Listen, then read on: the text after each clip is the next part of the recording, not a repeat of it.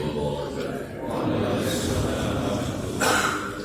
بسم الله والحمد لله والصلاة والسلام على رسول الله سيدنا محمد بن عبد الله وعلى آله وصحبه ومن تبعه إلى يوم القيامة. أما بعد، الفاتحة إلى حضرة النبي مصطفى رسول الله صلى الله عليه وسلم. نروح آبائنا وأمهاتنا وأجدادنا وجداتنا ومشايخنا ولجميع المسلمين والمسلمات والمؤمنين والمؤمنات، خصوصا ولوالديه لنسبه من الإسلام وعليه أحمد الغزالي بن هدي أرشد، شيخنا كيدي محمد محمود بن كيدي عبد الرحمن، شيخنا كيدي عبد الوهاب بن كيدي عبد الصمد، شيخنا كيدي محمد محدي الأنصار، شيخنا كيدي شفيع حدامي، شيخنا كيدي عبد الحسين بن هدي محمد زيد، شيخنا كيدي محمد هاشم محفوظ، شيخنا كيدي محمد موسى، سيد محمد بن عربي عباس المالك. الفاتحة. أعوذ بالله من الشيطان الرجيم. بسم الله الرحمن الرحيم. الحمد لله رب العالمين الرحمن الرحيم مالك يوم الدين. إياك نعبد وإياك نستعين اهدنا الصراط المستقيم صراط الذين أنعمت عليهم غير المغضوب عليهم ولا الضالين. ولوالدي وارحمهما كما ربياني صغيرا. آمين. بسم الله الرحمن الرحيم. قال المؤلف رحمه الله تعالى ولا نفع به وبعلومه في الدارين. آمين. بسم الله الرحمن الرحيم. Kita melanjutkan kajian hikam Ibnu Al-Sakandari, masuk kepada hikmah ayat ke-239. La yalzimu min thubutil khususiyah adamu wasfil basyariyah. Agak panjang nanti ke belakang hikmahnya. La yalzamu, tidak mesti, min, dari thubutil khususiyah, adanya kekhususan pada hamba Allah yang diberikan oleh Allah dibanding hamba-hamba yang lain. Yang minggu lalu kita mengatakan tuftahu ilaihi mayadibul buyut, yang dibukakan kepadanya medan-medan yang gaib, khususnya ada orang yang diberikan itu oleh Allah. Tapi ketika ada orang yang diberikan khususiyah semacam itu, enggak mesti ada muwasfil basariyah, menghilangkan sifat-sifat kemanusiaannya. Bukan berarti kalau ada orang yang diberikan kekhususan. Zaman sahabat ada bapaknya Sayyidina Jabir, namanya Abdullah, yang tahu persis bahwa besok ketika terjadi perang Uhud, dialah orang yang pertama syahid di medan perang. Namanya Abdullah, besoknya mau perang Uhud, bermimpi ketemu dengan temannya yang sudah syahid di perang Badar duluan, namanya Usaid bin Khudair. Ketika mimpi, kata Usaid bin Khudair, Anda wahai Abdullah, besok akan nyusul saya di surganya Allah Subhanahu wa ta'ala. Maka malam hari sebelum perang Uhud, Abdullah memanggil anaknya Jabir bin Abdullah, kemudian terjadilah dialog. Wahai Jabir, besok ayahmu akan perang, ikut perang Uhud. Rasanya besok akulah orang pertama yang akan terbunuh di perang Uhud. Kalau ayah meninggal dunia, tolong beresin urusan ayah. Pertama, utang saya banyak, tolong lunasi. Tapi hebatnya, kalau Anda, hai Jabir, tidak bisa melunasi utang saya karena banyaknya, aku tidak bisa meninggalkan apa-apa. Tapi aku meninggalkan orang yang paling mulia di dunia ini, Rasulullah SAW. Minta tolong sama Rasul.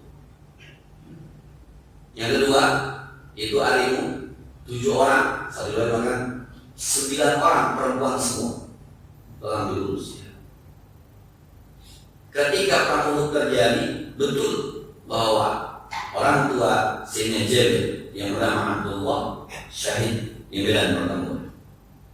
Dan ketika ingin membayar lunas hutang-hutang ayahnya, terjadi kesulitan. Kenapa? Sebab hutangnya terlalu besar. tapi hasil kurma yang ingin dipanen tidak memenuhi.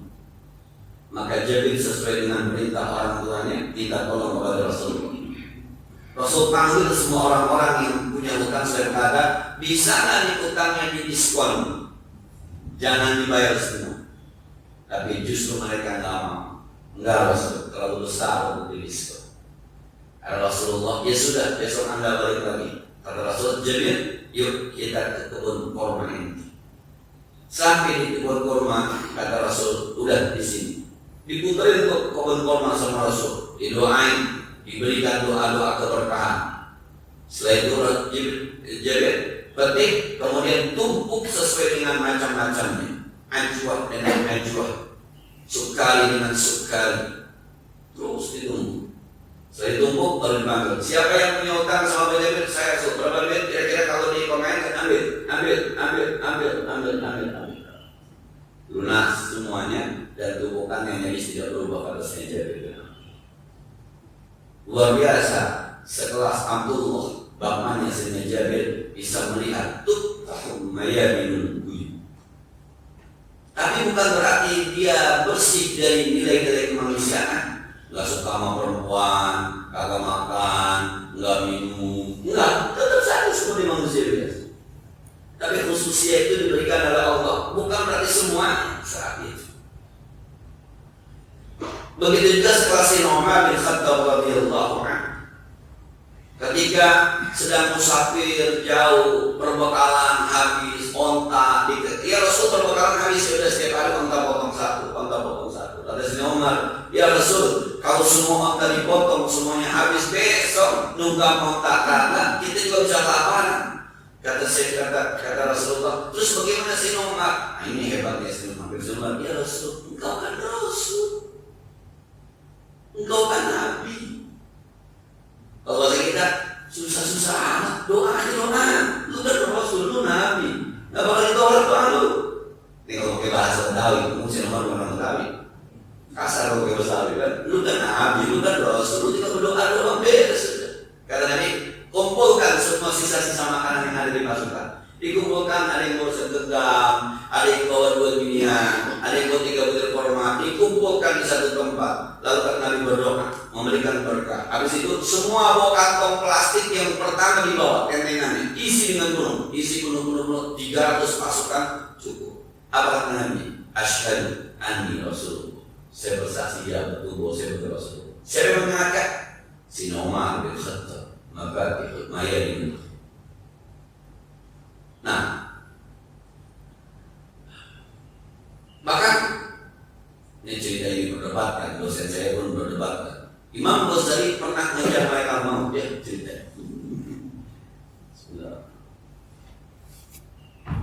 Allah alam ya, Allah alam. Imam Ghazali ada seorang anak perempuan nangis orang itu. Kenapa nangis? Anak saya masih kecil wafat. Dikejar malaikat mautnya sama Imam Ghazali. Nah, cerita ini betul-betul tiga Allah, tapi yang jelas kalau cerita ini saya sampaikan tadi memang ada rujukannya. Hadis Rasulullah Sallallahu Alaihi Wasallam. Bukan berarti orang-orang yang mendapat khususnya semacam ini. Saya sebut saja namanya. Saya ziarah ke Kiai Binyamin sebelum Ramadan. Kemudian itu yang saya ceritakan ketika dia berada di makam Rasul, ketika dia berada di Raudhah, dia berdoa. Dia bilang, saya doa pakai bahasa Indonesia. Sebab itu ada 4 orang datang, termasuk Ustaz Sofwan Makmum teman saya. Dia cerita, Kiai saya berdoa kepada Allah, ya Allah, kalau saya di Indonesia berdoa ingin ketemu Rasul, wajar nggak ketemu karena jauh. Tapi ya Allah, sekarang saya sudah ada di samping makam Rasulmu. Ya Allah, saya pengen ketemu Rasul. Gak lama kemudian Rasul datang menghampiri saya. Saya cium tangannya, saya peluk badannya, sampai saya puas bertemu Rasul. Kemudian Rasul meninggalkan saya. Masih ada kiainya yang cerita. Wallahu a'lam. Tapi tadi cerita ulama, saya sami'na wa ata'na. Saya percaya. Bukan berarti ulama semacam itu kemudian terlepas dari ciri-ciri manusia. Di tempat saya ulang sering cerita, ada guru saya Kiai Haji Mursyid yang ketika malam 27 Ramadan saya ke rumahnya musyawarah tentang lebaran ini. Dia tanya saya, lebaran gimana? Nah, dia bilang begini, baik.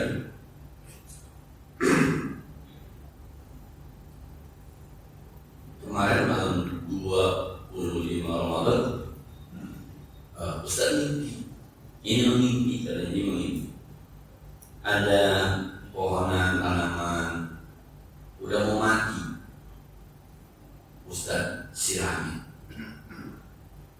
Kata Cak Makmun, Allah ya kan Cak Makmun, udah meninggal dunia Cak Makmun saat itu. Guru saya, guru Cak saya. Kata Cak Makmun, Mur, itu tanaman siapa lu siramin? Tanaman mulai Cak. Iya tuh bantuin siramin jangan sampai mati. Dia tanya saya, ada apa mulai? Ada apa mulai? Tapi saya cuma mimpi ya mulai, jangan lagi saya cuma mimpi. Ada apa mulai? Nah, saat itu saya mau berhenti ngajar. Kesulitan ekonomi dalam tanda petik, lalu nikah, ekonomi ini kayaknya kalau jadi duit mah ngajar-ngajar nggak tenang, dagang udah bisnis. Saat itu saya mau berhenti ngajar, maka saya cerita, kalau saya terusin aja ngajarnya, terusin aja. Nah, itu dia mimpi malam 25, dia cerita malam 27 ke saya. Akhirnya saya lanjutkan ngajar saya. Orang-orang semacam ini yang dikeluarkan Maria bin Nubaim tidak terlepas dari sifat-sifat kemanusiaan. Jadi kalau ada sesuatu Kiai marah-marah itu manusiawi, tapi marahnya Kiai setahun sekali. Beda sama kita yang setahun sekalinya doang yang baik, yang lainnya marah-marah. Tapi sekali lagi bahwa ada memang orang-orang yang demikian itu. Ketika membaca buku tentang Lailatul Qadar, ada sebuah buku tasawuf modern. Di sana ada sebuah kajian, kalaulah malam Lailatul Qadar atau malam Qadar itu diturunkan berbarengan dengan turunnya Al-Quran, kita pahami apa adanya, maka sudah tidak ada lagi malam Qadar, sebab Quran yang betul. Inna anzalnahu fi Lailatul Qadar. Kami turunkan Al-Quran pada malam Qadar.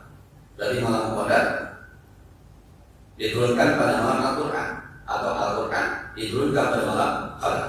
Qurannya sudah ada, berarti selesai. Quran sudah tidak diturunkan lagi, berarti malam Qadar pun sudah tidak diturunkan lagi. Atau kita ingin mengatakan bahwa ketika Al-Quran diturunkan pada tanggal malam 17 Ramadan, maka kita bisa pastikan bahwa malam Qadar itu ada pada malam 17 Ramadan. Sebab inna anzalnahu fi Lailatul Qadar. Nah, pembahasan ini kemudian melebar membahas bertemu dengan ayat yu'til hikmata man yasha wa man yu'til hikmah faqad utiya khairan katsira. Allah memberikan hikmah kepada orang-orang yang Allah kehendaki. Jadi bukan Qur'annya yang turun saat ini, bukan malam Qadarnya yang turun saat ini, bukan. Tapi Allah berikan hikmah lewat kajian Al-Quran. Maka di Ramadan itu disunahkan kita memperbanyak baca Al-Quran supaya kita mendapatkan hikmah. Apa itu hikmah? Hikmah itu yang kalau kita bahas kali ini dari kita hikmah, sesuatu yang bisa kita pahami, yang Allah berikan kepada kita, yang boleh jadi orang lain tidak merasakan. Tapi rasa itu ketika membaca ayat, rasa itu ketika ayat ini dimasukkan ke dalam kehidupan, ada rasa yang yu'til hikmata man yasha, yang kalau Allah sudah berikan, la khaufun 'alaihim wa la hum yahzanun. Hidupnya tidak akan takut dan tidak akan punya rasa duka. Nah, waktu ngaji sama teman-teman kita di Nurul Jannah TSI itu, ada sebuah Sayyidina Utsman bin Affan pernah menyampaikan bahwa tanda orang yang kenal kepada Allah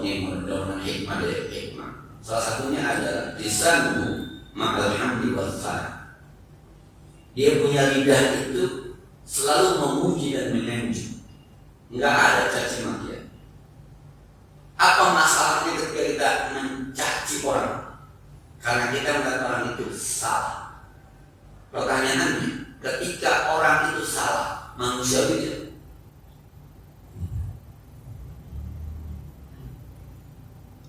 kalau orang salah kemudian manusiawi, memang orang kudu salah.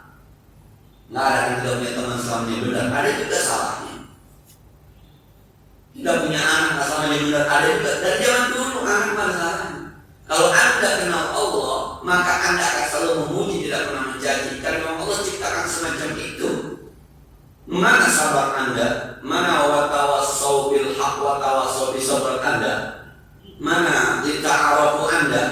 Inna khalaqnakum min dzakari wa unsa wa ja'alnakum syu'uban wa qabaila lita'arafu Anda.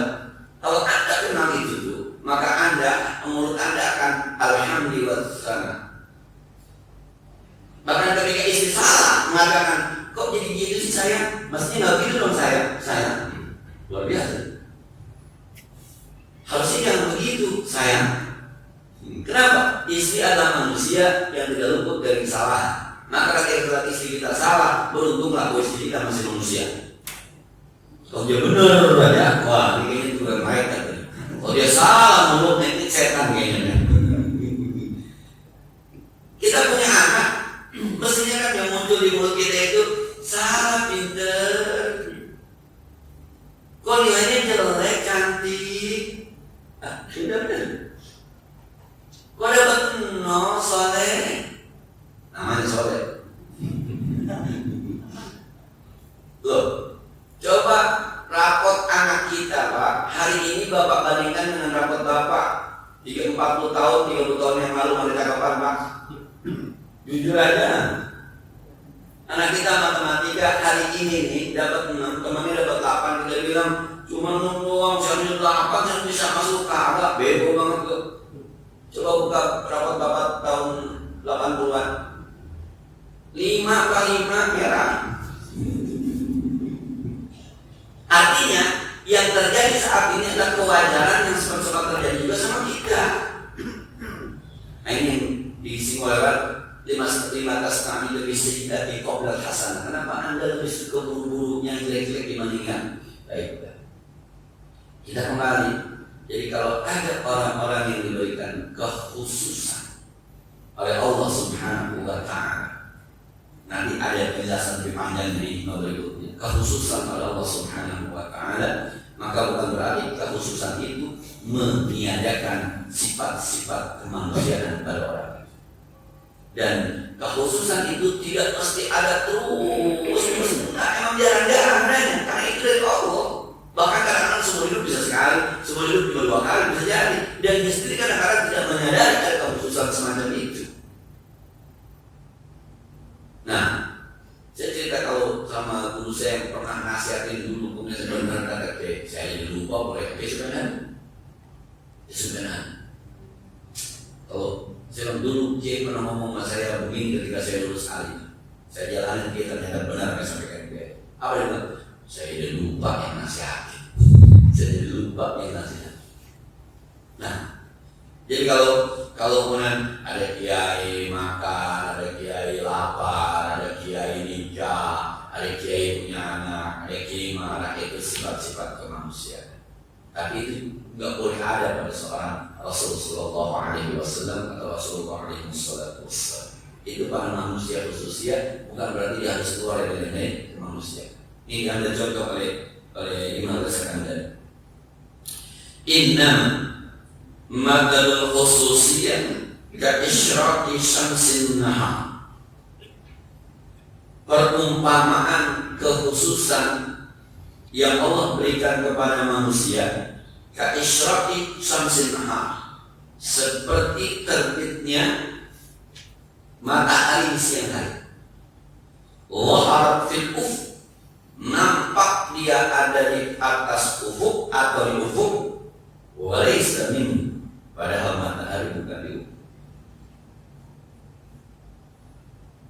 Jadi kalau ada orang yang tadi saya sampaikan itu bukan dia. Itu dia disinari oleh cahaya Allah. Allahu nurus samawati wal ardh.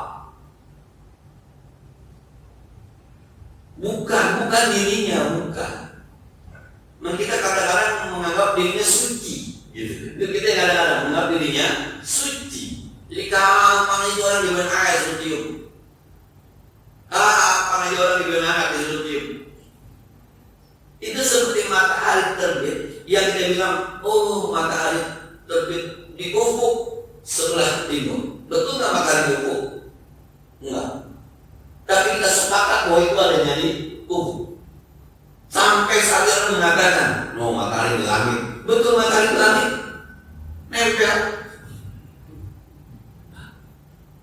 Nah, jadi kalau ada orang yang punya kekhususian itu bukan berarti dia bukan. Memang Allah berkenan. Dan ketika Allah berkenan semacam ini tidak diberikan kepada orang yang dalam tanda petik ibadah enggak. Yang belum tahu apa-apa juga dikasih. Siapa itu? Ingat cerita tentang Juraij yang anak kecil bisa ngomong. Anak siapa dia? Mohon maaf, anak pezina. Juraij soleh, digoreng sama pezina, kagak mempan. Akhirnya pezinanya berzina sama ra'i, pengembala kambing, hamil tuh pezina. Kemudian lahir dia dudukan, ini anak pimpinan Juraij. Dihancurin tuh musuhnya Juraij sama orang-orang. Kalau Juraij mana anaknya masih kecil, dipencet perutnya. Ya gulam man abuk, ya sobi man abuk. Anak kecil, siapa bapak lu? Dijawab ar-ra'i, bapak saya seorang pengembala. Siapa itu? Anak pezina. Tapi kalau Allah mau dikasih sinar matahari, punya khususiyat. Mana ada anak Allah yang bisa ditanya dan bisa menjawab? Kalau Nabi Isa mengkairan tak pernah dia. Ini anak pezina. Kalau ada cerita Masito, Fir'aun, anaknya itu yang ketika Masito ragu nyebur dalam hatinya, ya Allah, kalau saya udah hidup, saya udah nikah, saya udah ngelakuin hidup, anak saya mau apa-apa. Anaknya ngomong, lah takut ya umi, kau sedang takut ibu, kita masuk surga bareng-bareng. Anaknya yang ngomong, anak siapa ini? Anak seorang budak Masito. Kalau Allah berkehendak, subhanallah. Coba kita cerita Uwais Al-Qarni ya. Uwais Al-Qarni itu kan ada di zaman Sayyidina Umar, tapi beritanya di zaman Nabi Sallallahu Alaihi Wasallam. Uwais Al-Qarni yang ketika meninggal kuburnya hilang. Siapa Uwais Al-Qarni? Kan susah. Yang ketiga kata Nabi begini, wahai Umar, nanti kalau aku sudah meninggal dunia, kalau ada rombongan haji dari daerah, saya lupa dari mana, tanya ada nggak Uwais Al-Qarni? Tandanya dia punya penyakit kulit, tandanya ada sini nggak sembuh nih, di pundaknya ada nggak sembuh. Kalau ketemu sama dia Umar, kita doa sama dia, Siapa sih Uwais Al-Qarni? Akhirnya setiap ada rombongan dari daerah situ, ada Uwais nggak? Ketika ketemu, mana Uwais? Tuh di belakang ada Uwais ini. Rasulullah pernah pesan sama saya kalau ketemu kamu, disuruh kita doain. Doain Uwais Al-Qarni. Itu sebelum ketemu, kalau ditanya bisa dari Indonesia, ada Uwais Al-Qarni enggak? Kalau ada Uwais Al-Qarni, yang nyari rumah iya. Si rumah orang susah, rumahnya pikir kali, ada rumah yang macam-macam lu. Nih, saya dengar Rasulullah bersabda. Sampai kemudian dimudahkan masih nomor. Habis ini mau kemana Uwais? Saya mau ke sono. Saya siapkan, masuk Pak, siapkan kuda, siapkan dia. Terus saya ingin jalan dia bersama orang-orang yang bisa. Orang kampungnya nggak yang tahu. Bahkan 2 tahun berikutnya, kalau mau cerita hadis itu selama 2 tahun saya lupa, ada orang yang datangi haji dari Masjid Umar. Diceritain Masjid Umar. Besok pulangnya ke rumah Uwais Al-Qarni itu. Kalau masih kita dipikirkan, Assalamualaikum, salam. Kalau masih kita Bang Uwais, doain saya. Kata Al-Qarni, nanti pulang haji ya? Iya. Ketemu Umar ya? Iya. Yaudah, saya dia berkata. Ceritanya pulang musafir meninggal dunia di tengah jalanan dikuburkan, dapat perjalanan jauh balik lagi ke orang mau mindahin kuburannya, ternyata udah ada betul. Itu cerita Uwais Al-Qarni. Siapa dia? Orang susah. Ini orang-orang yang diberikan nilai kekhususian. Tapi memang dikasih itu seperti matahari terbit hari-hari kalau Waktunya terang ya terang, waktunya gelap ya gelap. Nah, taratan tasrubu sumusa awsafihi ala laili wujudika. Satu saat matahari yang tadi kita ceritakan itu menerangi sinar sifat-sifat Allah di malam gelapnyamu, di malam gelap kamu. Kamu dalam kegelapan, tiba-tiba ada sinar dari Allah Subhanahu wa Ta'ala. Berapa banyak orang yang hanya karena satu masalah bisa benar. Di tempat saya itu ada grup pengajian subuh memakai mursyid. Itu orang-orang yang tadinya tukang mabuk, judi, segala macam. Ketika kita nanya, saya bilang, abang-abang aja, bang, abang bisa bisa opak pulang ke anak itu kalau benar bisa naik bareng, subuh aja. Jadi begini Ustaz, kita lagi main kartu di pasar. Guru kita nih, Kiai Musyahid, pulang aja, mampir gitu. Assalamualaikum, salam. Masih pada pegangan aja di salam. Nama kita ya, yang ngumputin kartu yang ini yang itu. Besoknya saya mimpi mati Ustaz. Mimpi mati, ditarik saya, nggak kenal siapa. Saya sama teman, wong mimpi mati. Temennya bilang, sama Mahmud. Masih main judi itu, mungkin cerita. Besok mimpi lagi, cerita lagi. Akhirnya kita sebuah tobat kali ya, suruh ngaji ngaji Musyahid. Nah, ada benar. Ada yang pergi umroh, ada yang pergi haji. Walaupun bahasa manusia masih ada tuh, apa rasa premannya masih ada, bahasa dia itu masih ada. Tapi ada saja jalan itu taatan satu saat ada matahari yang masuk, ada sinar Allah yang masuk yang menyebabkan kegelapan kita berubah menjadi terang. Khususnya.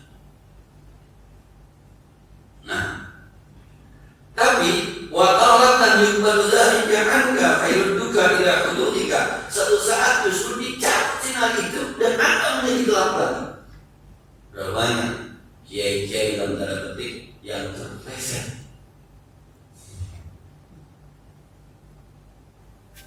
Licin berubah. Lagi mainnya tembak becek sih. Kalau kampanye. Bukan di situ makomnya. You back to pesantren, back to masjid, back to musola. Ada terpleset. Boleh jadi. Dan mudah-mudahan itu hanya sementara. Seperti matahari tenggelam nanti pagi-pagi bakal muncul. Jadi kesimpulannya apa? Kesimpulannya fannaharu laisa minka wa ilaika walakinnahu waridun alaika. Kekhususian tadi yang disimbolkan dengan matahari itu sumbernya bukan dari Anda. Dan matahari itu ada juga bukan tujuannya ke Anda, bukan. Ketika matahari terbit, siapa saja dapat sinar, apa saja dapat sinar. Bukan kita yang bersinar, tapi matahari mau menyinari kita. Ada nggak yang lari dari sinar? Panasnya, akhirnya nyari tempat adem supaya nggak kena sinar.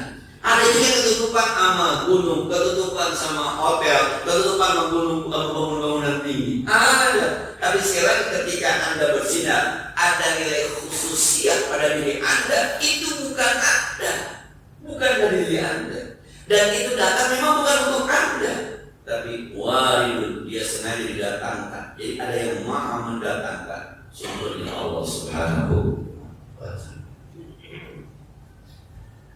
Nah, jadi memang cerita-cerita semacam itu banyak kita dapatkan dan boleh jadi memang itu terjadi. Tapi sekali lagi itu khususnya yang boleh jadi ya sekelas Jaroni kita masalah hadis Nabawi, sekelas Nabi Sulaiman aja masih dibuang, amin. Nabi Sulaiman lagi naik terbang pakai angin di bawah angin gitu. Jangan bayangin kayak Superman ya, jangan bayangin kayak Aladin, jangan. Pokoknya Nabi Sulaiman lagi terbang di bawah angin, dibuang angin. Ketika dibuang jatuh, Nabi Sulaiman ngomong angin, kenapa? Ketika Anda, tadi saya bawa di hati Anda ada sombong. Saya nggak suka. Sebelum saya kasih Allah kepada Anda, dibuang angin. Itu Nabi bagi kiai. Itu Nabi sombong. Jadi sekali lagi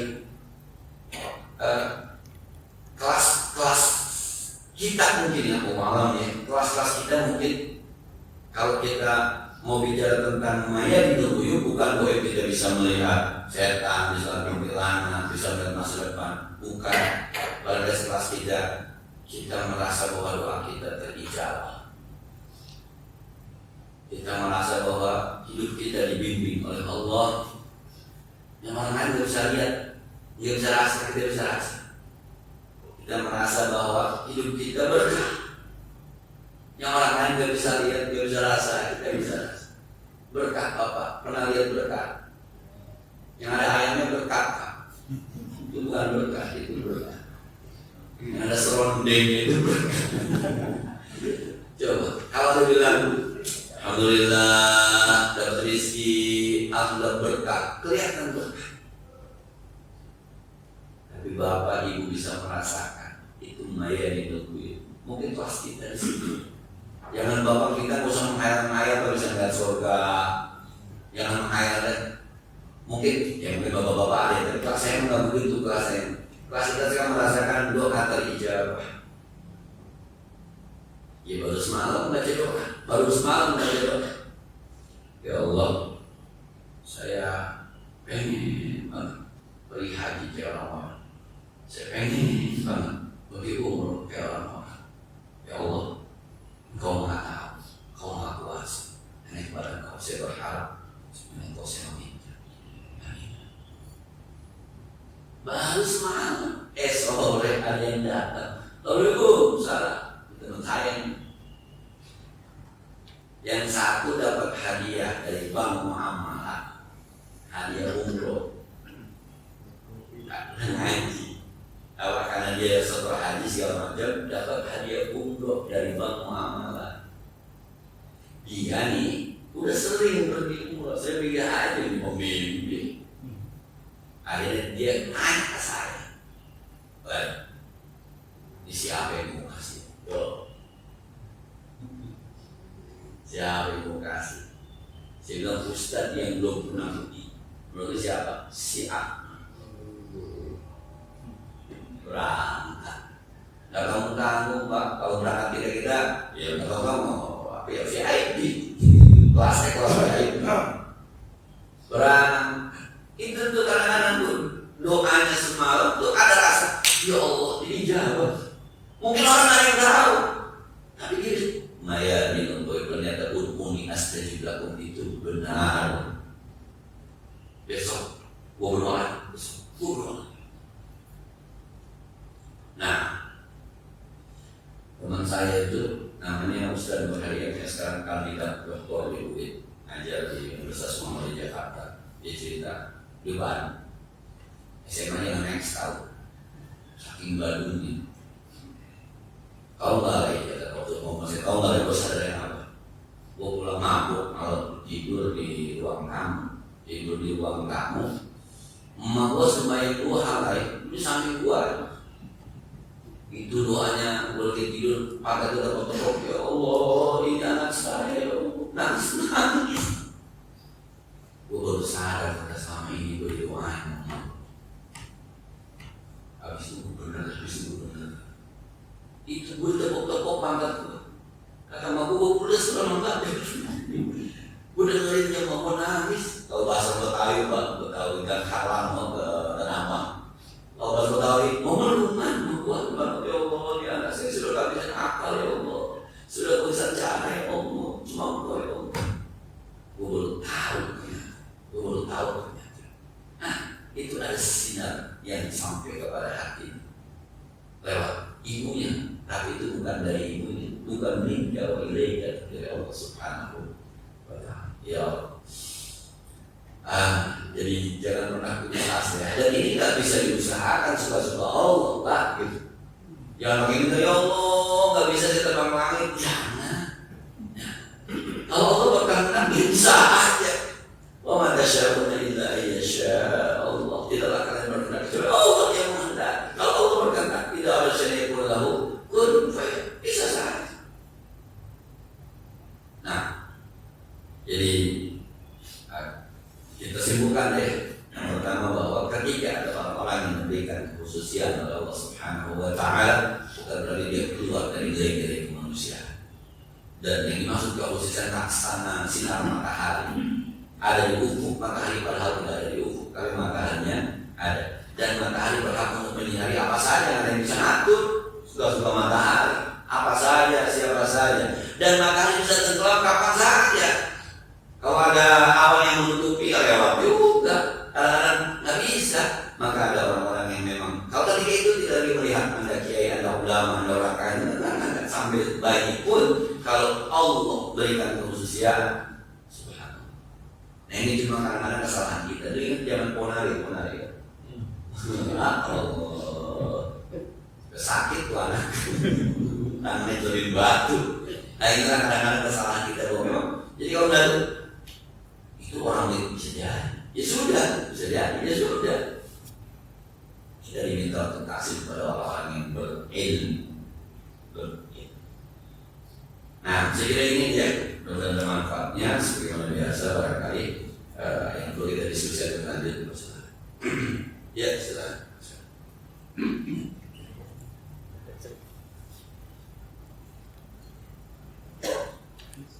Alhamdulillah, terima kasih Ustaz diberi kesempatan untuk bertanya. Namun sebelumnya saya sampaikan bahwa kalau pertanyaan ini berkenaan bodoh mohon dimaafkan.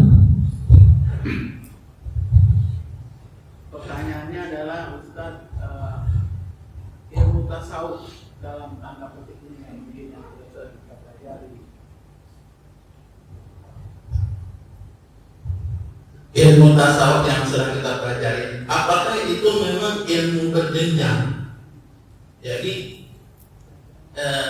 kalian tuh harus fikihnya sudah oke, implementasi fikihnya sudah oke, baru beranjak ke ilmu tasawuf gitu. Terus pertanyaan yang lanjutnya adalah, kalau saya tidak salah memperhatikannya, kita sudah mungkin 2 tahun bedah buku dari buku yang As-Sakandari, Ibn As-Sakandari ini. Saya hanya curious pengen tahu kok di hikmah dia itu, kalau saya tidak salah ingat ya, tidak pernah kayaknya menyebut Nabi Muhammad Rasulullah, ya kan? Ustaz pernah bilang ini fikih, ini tasawuf. Tapi yang saya sampaikan ini adalah di Quran itu, waktu saya baca terjemahannya, itu ada beberapa kali bilang ikutilah Allah dan Rasulnya. Jadi mohon penjelasannya. Yang berikutnya, karena ini pertanyaannya waktunya kan sangat sempit. Berikutnya adalah mungkin Ustaz, saya juga dengar ya, kamu tuh kalau belajar harus kepada Ustaz yang punya sanadnya. Jadi dia bilang kalau ada ujuk-ujuk orang yang dia baca buku agama segala macam, terus dia ngajar, itu belum tentu punya sanadnya. Nah pertanyaan saya sebagai orang awam, misalnya saya lagi belajar begini ya, kan nggak pantas saya tanya, Ustaz punya sanad, ada sanadnya nggak? Demikianlah ya. Saya mohon penjelasan dari Ustaz. Terima kasih banyak. Menarik. Ilmu tasawuf itu berasal dari kata tasawwuf, ilmu yang berusaha memahami bersihnya hati kita. Kadang kita sholat, tapi hati kita enggak karena Allah, enggak pure karena Allah 100%. Ada karena misal imamnya, atau justru ketika imamnya nggak bagus, hati kita ini juga tergoyang juga. Yang kayak gini jadi imam, nggak enak, lama. Tasawuf itu ingin membersihkan itu. Lu gimana ya? Lu kalau udah sembahyang karena Allah, ya udah karena Allah. Tapi ini perlu cara. Ya, besok ibadah kurban. Yang pada punya duit secara fikih wajib berkurban. Wajib dalam tanda petik ya, sebab hadisnya sur, man kana lahu sa'atun wa lam yudhi, fa yamut insya Yahudiyan wa insya Nasraniyan. Yang punya duit gak berkurban silakan mati, mau dari Yahudi dari Nasrani. Nah, tapi kan ada kadang-kadang tuh Pak Haji beli kambing, Pak Haji Dede beli kambing, Semuin beli kambing. Ada 4. Kayaknya kambing gue beli gede ini. Kambing itu, kambing wujudnya kambing. Itu nggak boleh ada, tapi kan sering ada. Manusia sering ada, maka Anda harus membersihkan ini. Ini ada cara membersihkannya, ada cara membersihkannya. Rasulullah SAW mengatakan, Abdul Ahmali al-wamhu inqallah. Sebaik-baik amal itu yang terus-menerus walaupun sedikit, terus-menerus walaupun sedikit. Maka di tasawuf kita menyamakan dengan istiqamah. Bagaimana cara kita istiqamah? Oh ternyata jangan pernah berhenti. Dia akan berkuban. Nanti hilang rasa itu. Jangan pernah berhenti. Baik jamaah. Siapa orang imamnya nanti hilang. Dilihat Rasulullah, coba Rasulullah. Kalau kita lihat setelah jadi nabi, pernah nggak Rasulullah makan cerita makan kenyang? Mana banyak kan Rasul makan enak sama kegiatan? Mana banyak kan Rasul begadang sama kerja? Mana banyak kan Rasul leha-leha sama serius? Kok Rasul bisa? Ya Rasul mana ada wahyu. Coba lihat miring sedikit ke Sayyidina Bilal, miring sedikit ke Sayyidina Abu Bakar. Coba ada orang kayak kasus Nabi Nafat, kok dia bisa? Oh, itu tuh tasawuf. Nah, lama-lama berkembang, maka ada yang Anda banyak yang puasa, nanti Anda akan terhindar dari keinginan dengan dunia. Anda banyak yang baca Quran, Anda banyak ayat. Nah, itu sebenarnya thariqah, metode dalam rangka membersihkan hati. Itulah metode. Maka sebenarnya thariqah. Semua kita dimulai dengan thariqah. Nanti lama-lama kita terasa tuh. Nah ngerasa ini pemberian Allah terasa. Bener ya, sholat jamaah enak ya. Untuk lebih dari sholat imam tuh, ada yang kayak gini. Sembahyang asar 3:30 itu maghribnya lama. Akhirnya kita bisa dari apapun tanpa ada beban dulu sembahyang. Enak ya orang tuh sembahyangnya.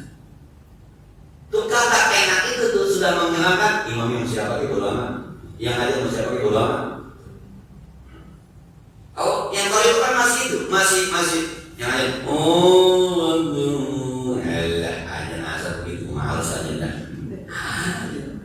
Ini mau sembahyang asar karena azannya apa karena asarnya? Gitu. Maka perlu metode. Nah, di metode ini ada orang yang nyaman dengan puasa. Ada orang yang nyaman dengan sedekah. Ada orang yang nyaman dengan sholat jamaah. Ada orang yang nyaman dengan sholawat. Ada orang. Udah mas, mending sama tuh juga. Jadi. Nah, dan pikir dulu baru tasawuf. Apa makanya dulu? Enggak, pikir itu memang harus. Kita kalau udah pikir pasti nggak langsung pure bisa mempraktekkan langsung. Teman-teman baru pergi umrah, teman-teman baru pergi haji, gimana ini? Luar biasa. Ada nggak kadang-kadang suka tersenggol, unjuk, gak kabur?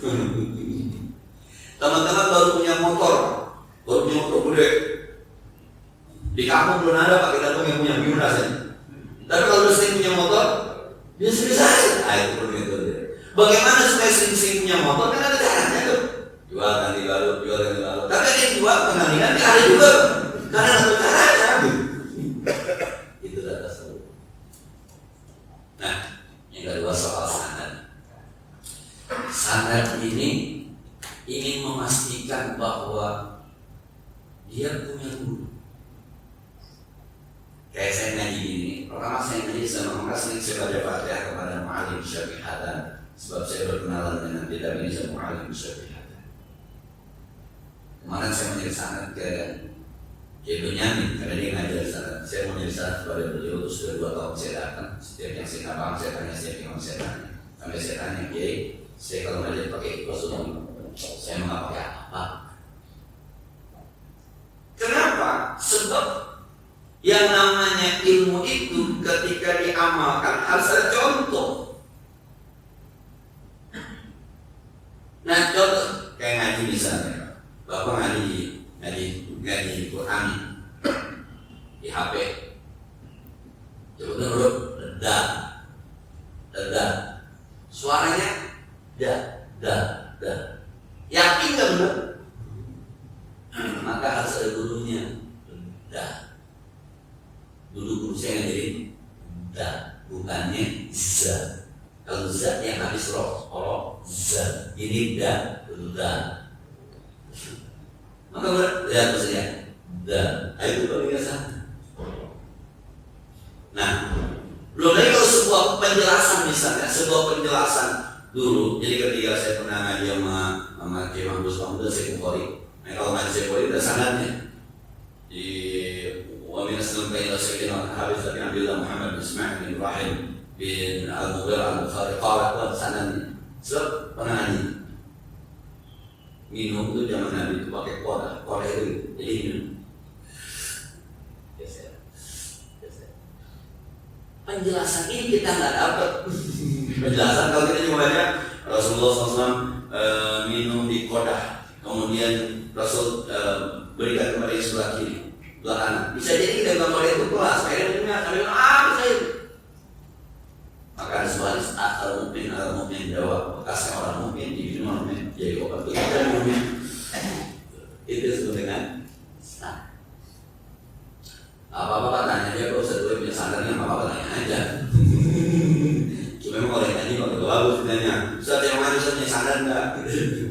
Jadi mohon maaf sekali lagi, sadar saya itu dari Kiai Mahmud kemudian ke Syekh Ismail Al-Yamani, kemudian terus naik ke atas dari Kiai Mahmud naik ke Kiai Alawi Sayyid Muhammad bin Al-Maliki, kemudian bapaknya terus naik dari Mu'alim Syafi'atan juga begitu naik terus. Ujung-ujungnya ketemu dengan Imam Ghazali, ujung-ujungnya ketemu dengan Ibnu Hajar Asqalani karena kita berumur, ujung-ujungnya terakhir ketemu Abdullah bin Abbas, kemudian ketemu Rasulullah, ketemu malaikat Jibril, ketemu Ibnu Sanad, sanad itu. Saya kira sanad ini akan sama dengan Ustaz Kubayl dan Amir Bilil dengan Ustaz di sana. Kita pernah diberikan ini sanad. Dan saya pernah minta sanad kepada Ustaz dari Kiai Muhammad Muhammad Hamzah, ternyata ujungnya sama, ketemu juga dengan seperti apa yang Nabi Muhammad. Ujungnya sanad. Makanya itu pentingnya sanad. Jadi kalau ada orang kadang-kadang baca buku, baca kitab segala macam, baca Quran terjemah tanpa sanad itu dikhawatirkan doang nanti pemahamannya yang apa adanya. Kalau ada penjelasan lain guru saya. Soal nanti kita nggak sepakat dengan pendapat guru saya, apalagi dia sudah punya referensi bahwa ini pernah ada penjelasan semacam ini. Nah, tapi besok sekali lagi ya, jangan betul ada kurang pantas juga emang. Setelah sanadnya, semoga yang bermanfaat. Al-Fatihah. Bismillahirrahmanirrahim. Alhamdulillahirabbil alamin arrahmanir rahim maliki yaumiddin. Iyyaka na'budu wa iyyaka nasta'in. Ihdinas siratal mustaqim. Shiratal ladzina an'amta 'alaihim ghairil maghdubi 'alaihim waladdallin. Allahumma shalli wa sallim wa barik 'ala sayyidina Muhammad wa 'ala ali sayyidina Muhammad. Allahumma anfa'na bima 'allamtana wa zidna 'ilman yanfa'una. ربنا زدنا علما نافعا وفهما صائبا ولسانا ذاكرا قلبا شاكرا. اللهم انا نعوذ بك من علم لا ينفع من قلب لا يخشع ومن جوع لا يشبع وعين لا يسمع. نعوذ بك من هؤلاء الاربع Sallallahu alaihi wasallam Muhammadin wa ala alihi wasallam. Alhamdulillah rabbil alamin. Assalamualaikum warahmatullahi wabarakatuh.